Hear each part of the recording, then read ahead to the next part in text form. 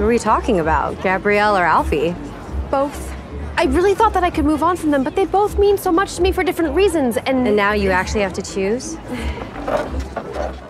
So as the season starts out, Emily's still kind of torn between the two men in her life, but then in the Masquerade episode, she makes a decision. So what makes Gabrielle the right guy for her at this time? You know, they've wanted to give it a go for so long, and this is the opportunity that feels right. Are we still Anna and David? It'll just be us. There's more cards on the table. There's been more honesty and more communication than ever. And Emily's starting to, I think, really lean into thinking less and feeling more, and making a choice and being okay with there being consequences, as opposed to trying to plan out every scenario and exit strategy. So I enjoyed playing her this year, being a bit more decisive and then vulnerable at the same time. By this point in the show, Alfie had decided not to be with Emily.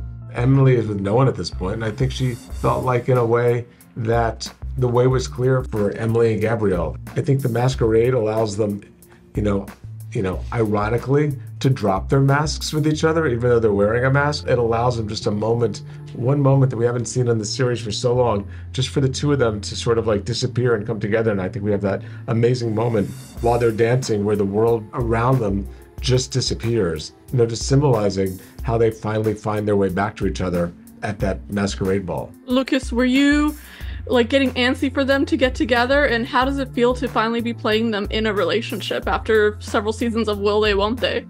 It felt really nice because it takes us like 4 to 5 months to shoot the show, and so when you're in character for that long in a heartbreak, at the end of the season you feel like you've been through a heartbreak. So it felt nice to reconnect to that, proactive, energetic, positive side of their relationship. From my point of view, when I'm in Gabrielle's skin, it makes sense because their connection is beyond what's reasonable or what's intellectual. It's chemical from the second Gabrielle opened the door.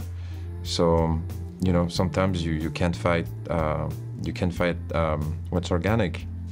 I was just always asking Darren, like, when are they gonna make a choice? What's gonna happen? How's it gonna happen? What I like is that it's not like the typical relationship, like, because there's still this kind of Romeo and Juliet of it all where they can be, but they can't be because of logistics. The way that, obviously Camille and there's Sophia, and there's a lot of players at play. And so it makes it tricky, but it makes it comical, it makes it romantic, and it makes it an ongoing, love triangle of sorts, because she does still have feelings in existence for Alfie, but she's making the choice to be with Gabrielle. So there's just a lot of things happening at one time, but it was nice to play them in a new way. Like, being able to actually have conversations that they haven't had before was important.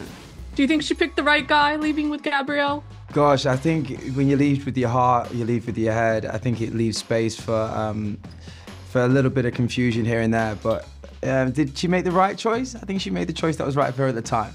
I was actually kind of pissed when I saw that. Well, they had this amazing dance number. I was with this little funky little back and forth. Like, I'm so team whatever she wants to, whatever feels right in the moment. But I think it's because I didn't really understand, because I came to filming late too.